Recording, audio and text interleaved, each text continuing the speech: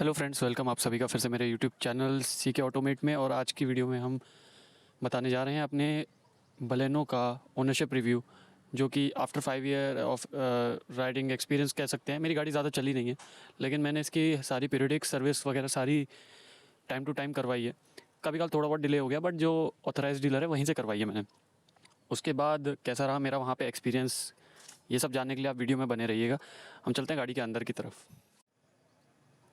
ये है मेरी गाड़ी बलेनो, 2017 दिसंबर में ली गई थी। आज से 5 साल पुराना मॉडल है। मतलब अब तो ये मिड में आता है, क्योंकि 3 बलेनो के जनरेशन थे, ये मिड जनरेशन में है। टॉप मॉडल अल्फ़ा वेरिएंट था। अभी हाल फिलहाल में इसकी 5th सर्विस हुई है। माइनर स्क्रैच डेंट्स वगैरह तो वक्त के साथ आते ही रहते हैं। ओवरऑल मेंटेन करने की पूरी कोशिश करी गई है कि इतने सालों में भी कोई ज़्यादा दिक्कत ना आए। नॉर्मल ड्राइव करते हैं, सिंगल हैंड ड्राइव है। मैं, मेरे फादर, उनमें से कोई एक ही ड्राइव करता है एट टाइम। ज़्यादातर मैं ही ड्राइव करता हूँ इसको। तो ये सिंगल यूज़र कार है। ज़्यादा लोग के ड्राइव करने से कभी कभार एक्सपीरियंस थोड़ा अलग भी हो जाता है। उसके बाद चलते हैं गाड़ी के अंदर की तरफ। गाड़ी में जैसे इसके बाद हम चलते हैं इंस्ट्रूमेंट क्लस्टर की तरफ। तो इसमें आप देख सकते हैं कि टोटल अभी तक ये तो जैसा कि आप देख सकते हैं कि अभी तक ये गाड़ी 17,259 किलोमीटर्स चल चुकी है, जो कि 5 साल के हिसाब से काफ़ी ज़्यादा कम है, और कुछ ज़्यादा ही कम है। ये तो हर कोई देख के बोलता ही है, इतनी कम चली है। इसमें वही आपका पुराना वाला इंफोटेनमेंट सिस्टम आता है, जो सबसे पहले टॉप मॉडल्स में आता था। एंड्रॉयड ऑटो वगैरह अच्छे से काम करता है। इसमें गाइडेंस है, ऑफलाइन मैप है, म्यूज़िक है, ब्लूटूथ कनेक्टिविटी के साथ।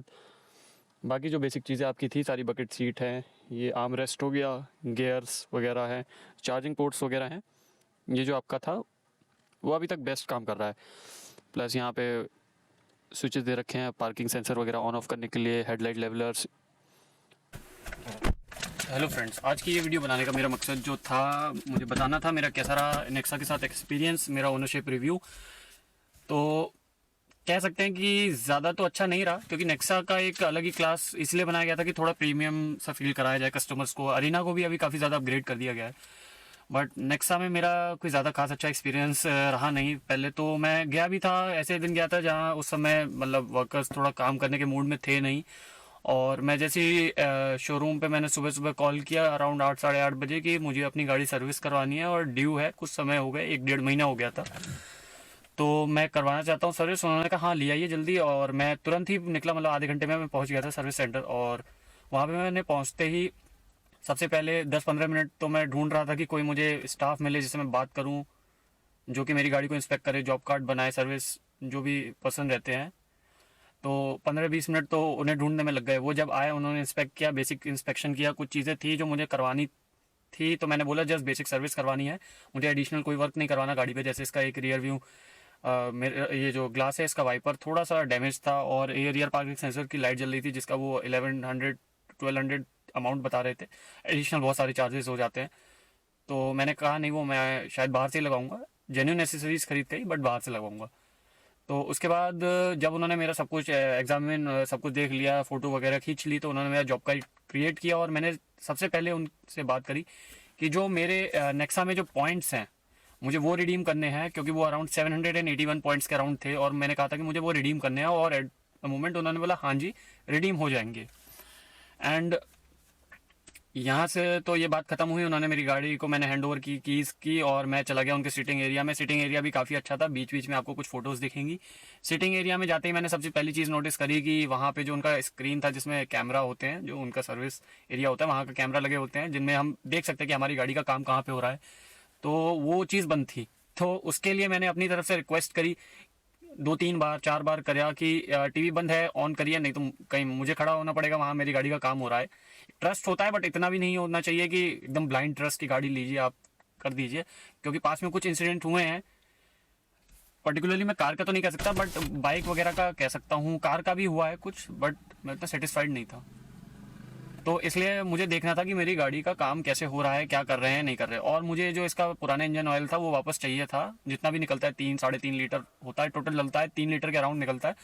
क्योंकि वो फर्दर में यूज़ में, जैसे शटर्स वगैरह होते हैं तो उनमें यूज़ करना चाहता था कि उनकी ग्रीसिंग के लिए काम आ जाते हैं। ये चीज़ भी मैंने उन्हें 8-10 बार बोली थी, लिटरली 8-10 बार बोली थी। उसके बाद वो मेरी गाड़ी की वॉशिंग वगैरह करते हैं, वो अपने सर्विस सेंटर में ले जाते हैं। गाड़ी जाते ही वो फोकलिफ्ट पे उठाते हैं, और सबसे पहला ही काम वो करते हैं सारा ऑयल ड्रेन कर देते हैं मेरी कार का। आप सोचेंगे कि अब आप बाद में बोलोगे तो वो ड्रेन किया हुआ जो उनके पास रहता है वो आपको दे देंगे, कोई दिक्कत नहीं। हाँ, मुझे कोई दिक्कत नहीं थी, उन्होंने वो किया भी, उन्होंने दिया भी, मुझे उससे कोई शिकायत नहीं थी। बट जो मेरी गाड़ी 3-4 हज़ार 5 हज़ार किलोमीटर चली है होगी मुश्किल से, उसका ऑयल कंपेरेटिवली और जो और सारी गाड़ियाँ आती हैं उनका ऑयल मेरी गाड़ी का तभी बेटर ही होगा। उस और सारी में ज़्यादा गंदगी, ज़्यादा कार्बन डिपॉजिट होगा। तो वहाँ पे मुझे फिर भाग के क्या, मैंने जब टीवी में देख रहा था कंटिन्यूसली कि क्या कर रहे क्या कर रहे, मैं भाग के क्या, मैंने बोला कि भैया मैंने पहले भी बोल रखा था कि, तो सॉरी सर, ये सब बोल के उन्होंने मेरा मैटर क्लोज किया। और क्लोज भी किया उन्होंने, एक कैन में फिल करके मेरी कार में ही रख दिया। उसके बाद सेकेंड थिंग जो था, मैं देख रहा था कि सर्विस स्टेशन पे, अब होली से एक दिन पहले का दिन था, तो सर्विस स्टेशन पे मेरी गाड़ी लगी हुई थी और काफ़ी देर तक खड़े हैं, टाइम पास कर रहे हैं। मतलब अब मुझे भी पता है कि त्यौहार का दिन है, वो होली मना के उन्हें घर जाना है, तो मुझे भी जाना था। बट वो जो कहते हैं प्रोफेशनल वर्क जो होता है ना, उसमें दिखता है कि अगर काम कर रहे हैं तो कर रहे हैं।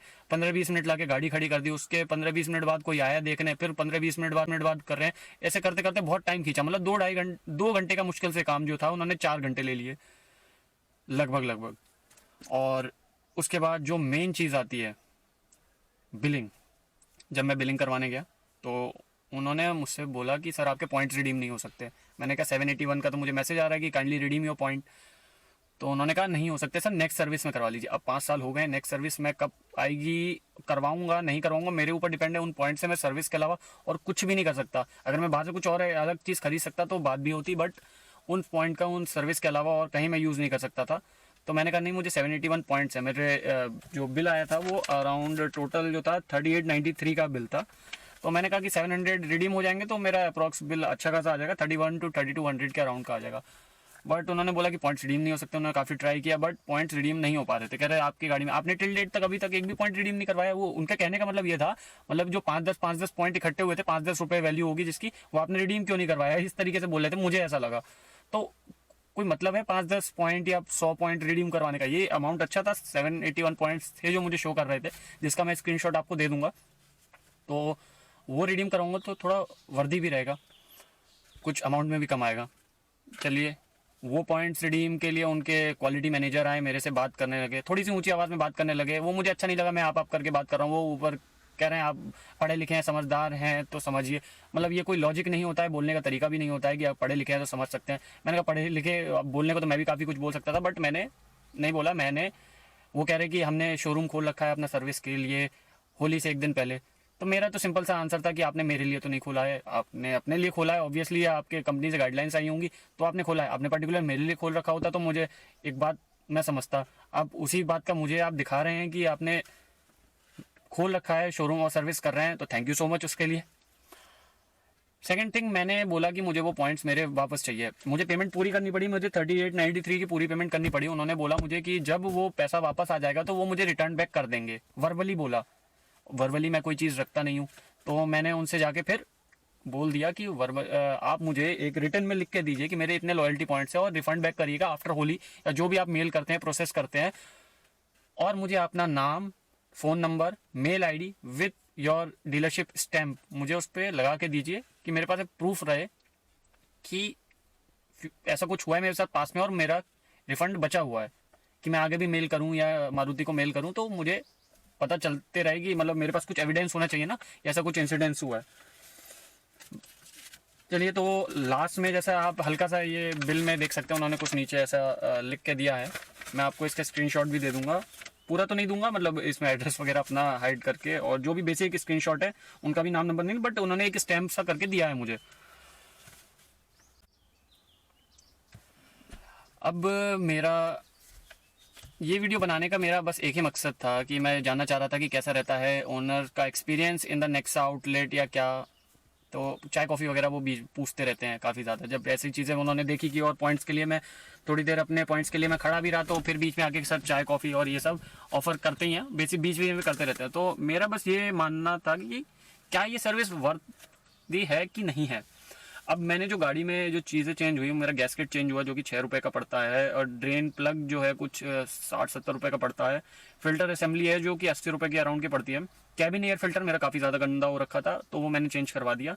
और जो मेरा इंजन ऑयल वो 1180 रुपये का, 80 या फिर 85 रुपये का पड़ा। तो खर्चा मेरा सिर्फ इतना ही था 1695 का। अब आप सोचेंगे कि मेरा बिल 3893 का आया कैसे।